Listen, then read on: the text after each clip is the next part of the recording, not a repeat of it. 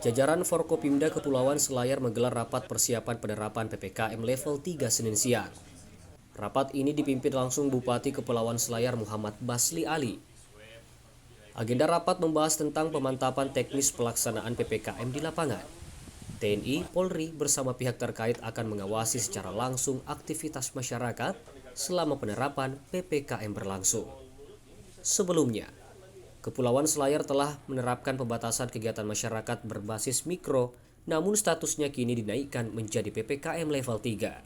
Salah satu alasannya adalah kasus konfirmasi positif COVID-19 di Selayar meningkat dalam beberapa pekan terakhir.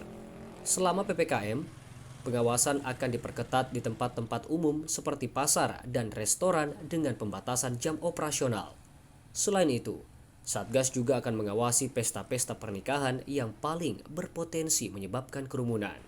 Kita sudah pelayanan publik, termasuk tadi yang dibahas itu pesta-pesta pernikahan, itu yang ditekankan. Karena di Selayar itu pesta pernikahan di samping di gedung, masih banyak juga pesta-pesta pernikahan dilaksanakan di rumah. Oh, siap. Termasuk pembatasan jam operasional ya untuk ini? Iya, jam operasional juga dibatasi sampai ada yang sampai jam 5, ada sampai jam 8. Dalam sepekan terakhir, kasus konfirmasi positif COVID-19 di Selayar sebanyak 97 kasus dengan 4 orang meninggal dunia. Angka tersebut naik dari pekan sebelumnya yang hanya 72 kasus.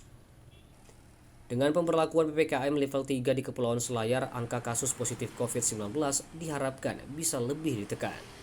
Dari Kabupaten Selayar, Wahyu Saputra, Selebes TV.